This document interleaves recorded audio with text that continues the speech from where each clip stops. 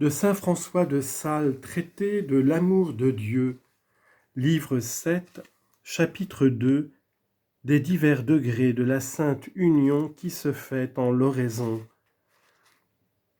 L'union se fait quelquefois sans que nous y coopérions, sinon par une simple suite, nous laissant unir sans résistance à la divine bonté, comme un petit enfant amoureux du sein de sa mère, mais tellement alangouri qu'il ne peut faire aucun mouvement pour y aller, ni pour se serrer quand il y est, mais seulement est bien aise d'être pris et tiré entre les bras de sa mère et d'être pressé par elle sur sa poitrine.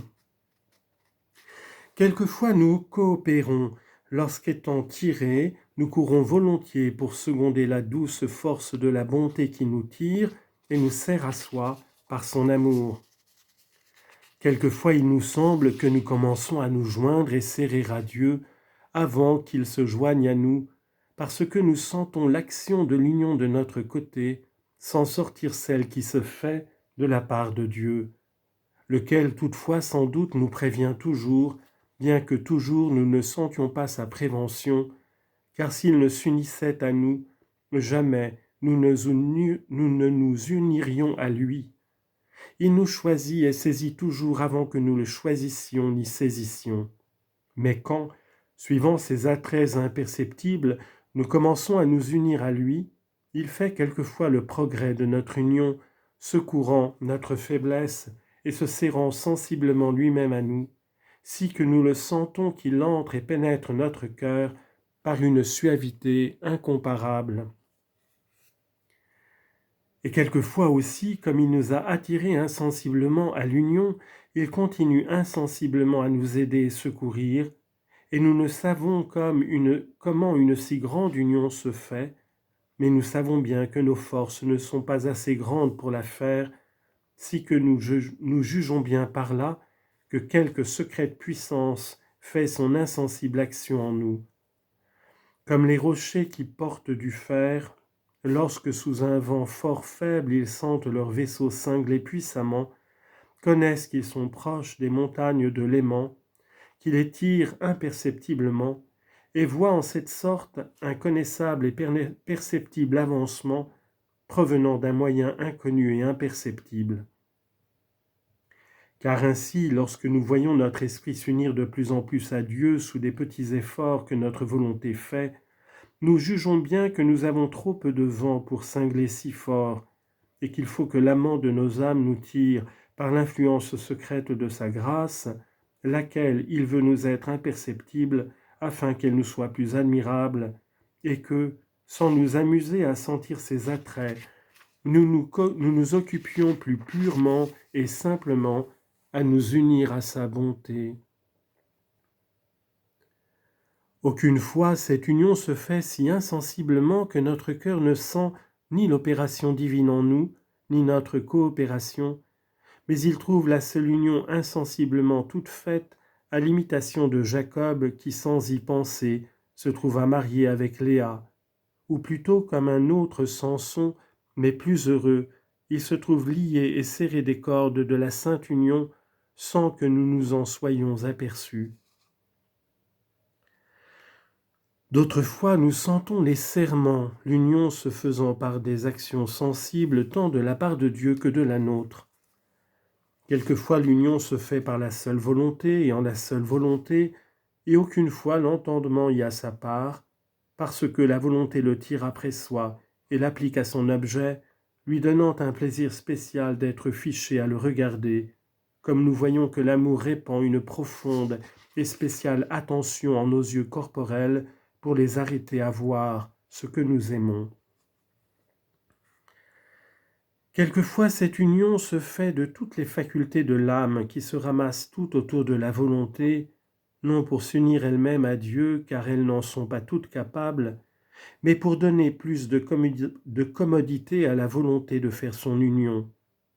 Car si les autres facultés étaient appliquées une chacune à son objet propre, l'âme opérant par icelle ne pourrait pas si parfaitement s'employer à l'action par laquelle l'union se fait avec Dieu. Telle est la variété des unions. Voyez saint Martial, car ce fut, comme on dit, le bienheureux enfant duquel il est parlé en saint Marc, chapitre 9, verset 25. Notre Seigneur le prit, le leva et le tint assez longuement entre ses bras. Ô beau petit Martial, que vous êtes heureux d'être saisi, pris, porté, uni, joint et serré sur la poitrine céleste du Sauveur et baisé de sa bouche sacrée, sans que vous y coopériez, qu'en ne faisant pas résistance à recevoir ces divines caresses.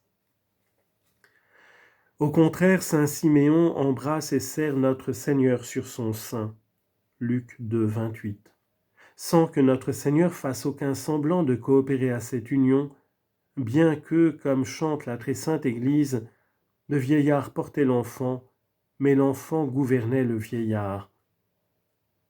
Saint Bonaventure, touché d'une sainte humilité, non seulement ne s'unissait pas à notre Seigneur, mais se retirait de sa présence réelle, c'est-à-dire du très saint sacrement de l'Eucharistie, quand un jour, entendant messe, notre Seigneur se vint unir à lui portant son divin sacrement. Or, cette union faite, Dieu, Théotime, pensez de quel amour cette sainte âme serra son Sauveur sur son cœur. À l'opposé, sainte Catherine de Sienne, désirant ardemment notre Seigneur en la sainte communion, pressant et poussant son âme et son affection devers lui, il se vint joindre à elle, entrant en sa bouche avec 1000 bénédictions. Ainsi notre Seigneur commença l'union avec saint Bonaventure et sainte Catherine sembla commencer celle qu'elle eut avec son Sauveur. La sacrée amante du cantique parle comme ayant pratiqué l'une et l'autre sorte d'union. Je suis tout à mon bien-aimé, se dit-elle, et son retour est devers moi. Cantique des Cantiques 7, 10. Car c'est autant que si elle disait « Je me suis unie à mon cher ami, et réciproquement il se retourne devers moi, pour, en s'unissant de plus en plus à moi, se rendre aussi tout mien. Mon cher ami m'est un bouquet de myrrhe, il demeurera entre mes mamelles. » Cantique des Cantiques 2, 16. Et je le serrerai sur mon sein comme un bouquet de suavité. Mon âme, dit David, s'est serrée à vous, ô mon Dieu, et votre main droite m'a empoigné et saisi. Psaume 62, versets 2 et 9. Mais ailleurs, elle confesse d'être prévenue, disant « Mon cher ami est tout à moi, et moi je suis toute sienne. » Cantique des Cantiques 2, 16. Nous faisons une sainte union par laquelle il se joint à moi, et moi je me joins à lui. Et pour montrer que toujours toute l'union se fait par la grâce de Dieu qui nous tire à soi, et par ses attraits, émeut notre âme et anime le mouvement de notre union envers lui, elle s'écrie comme toute impuissante « Tirez-moi » Cantique des Cantiques 1, 3. Mais pour témoigner qu'elle ne se laissera pas tirer comme une pierre ou comme un forçat, mais qu'elle coopérera de son côté et mêlera son faible mouvement parmi les puissants attraits de son amant, nous courrons, dit-elle, à l'odeur de vos parfums. Et afin qu'on sache que si on l'attire un peu fortement par la volonté, toutes les puissances de l'âme se porteront à l'union, tirez-moi, dit-elle, et nous courrons. L'époux n'en tire qu'une, et plusieurs courent à l'union. La volonté est la seule que Dieu veut, mais toutes les autres puissances courent après elle pour être unies à Dieu avec elle. À cette union, le divin berger des âmes provoquait sa chère Sulamite. « Mettez-moi, disait-il, comme un sceau sur votre cœur, comme un cachet sur votre bras. » Cantique des Cantiques 8, 6. Pour bien imprimer un cachet sur la cire, on ne le joint pas seulement, mais on le presse bien serré. Ainsi veut-il que nous nous unissions à lui d'une union si forte et pressée que nous demeurions marqués de ses traits. Le saint amour du Sauveur nous presse. 2 Corinthiens 5, 14. Ô Dieu, quel exemple d'union excellente! Il s'était joint à notre nature humaine par grâce, comme une vigne à son ormeau, pour la rendre aucunement participante de son fruit. Mais voyant que cette union s'était défaite par le péché d'Adam, il fit une union plus serrée et pressante en l'incarnation, par laquelle la nature humaine demeure à jamais jointe en unité de personne à la divinité. Et afin que non seulement la nature humaine, mais tous les hommes puissent s'unir intimement à sa bonté, il institua le sacrement de la très sainte Eucharistie, auquel un chacun peut participer pour unir son Sauveur à soi-même réellement et par manière de viande. Théotime, cette union sacramentelle nous sollicite et nous aide à la spirituelle de laquelle nous parlons.